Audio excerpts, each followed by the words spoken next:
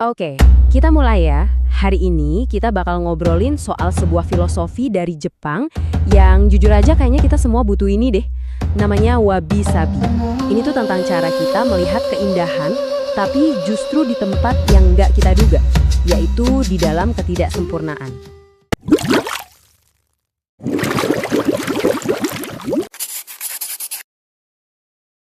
Coba deh bayangin sejenak kalau Anda lihat sesuatu yang udah tua, ada retaknya, atau warnanya udah pudar. Apa yang muncul di pikiran Anda? Jelek? Atau jangan-jangan itu bukan cacat, tapi justru sebuah cerita? Jawaban Anda bakal jadi kunci nih buat obrolan kita kali ini. Ya kan, biasanya kita diajarin kalau yang bagus itu yang sempurna, simetris, mulus tanpa cacat, pokoknya baru dan kinclong. Nah, wabi sabi ini datang dan bilang tunggu dulu.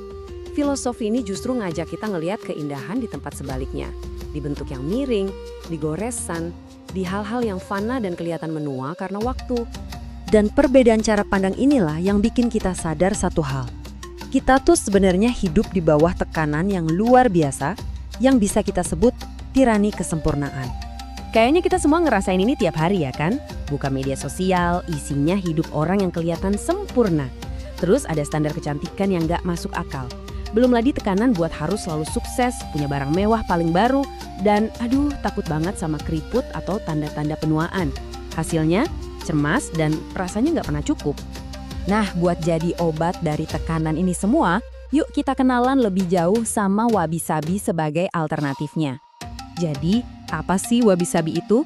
Gampangnya gini, ini tuh cara pandang yang fokus buat menerima kalau semua hal itu fana dan nggak ada yang sempurna.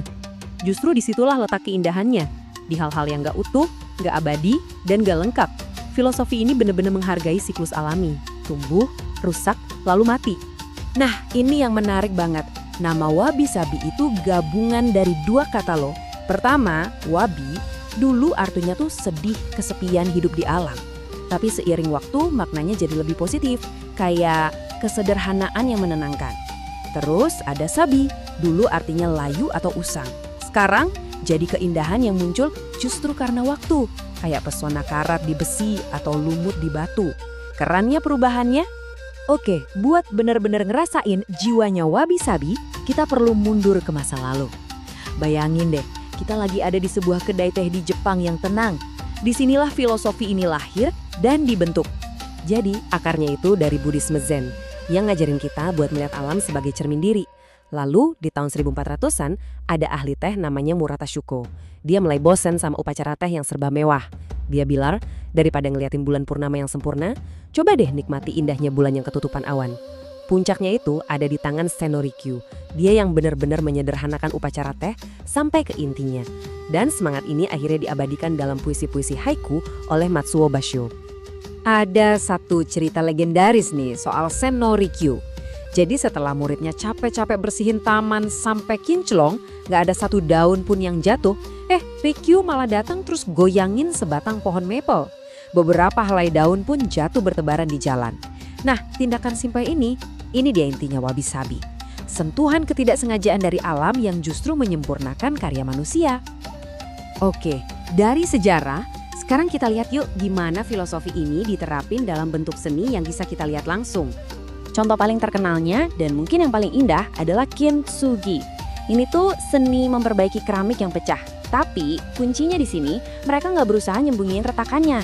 Justru sebaliknya, retakannya itu ditonjolkan. Prosesnya tuh begini, ada barang kesayangan yang pecah. Terus retakannya itu disambung lagi pakai pernis. Nah, yang bikin beda, sambungannya itu justru dilapisi bubuk emas. Jadi bekas lukanya itu bukan disembunyiin, tapi malah jadi bagian yang paling indah dan paling berharga dari benda itu. Gila kan? Dan semangat ini nggak berhenti di kintsugi aja. Coba lihat di arsitektur. Mereka pakai kayu dan batu yang dibiarin menua secara alami dan anggun.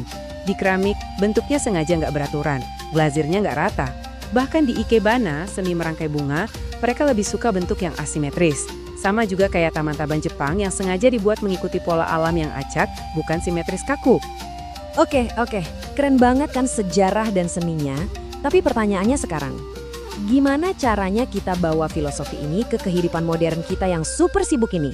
Gimana caranya wabi-sabi bisa jadi senjata rahasia kita buat ngelawan tirani kesempurnaan tadi? Kuncinya ada di 3 hal simpel ini. Pertama, nggak ada yang abadi. Artinya kita bisa lebih santai, nggak terlalu terikat sama keadaan, baik itu lagi senang atau susah. Kedua, nggak ada yang selesai. Ini ngasih kita izin buat terus berproses, nggak perlu jadi sempurna sekarang juga. Dan yang paling penting, nggak ada yang sempurna. Ini yang ngebebasin kita dari beban ngejar hal yang mustahil. Ini bukan berarti pasrah ya, tapi lebih ke menemukan kelegaan. Nah, kutipan ini ngena banget di zaman hustle culture sekarang.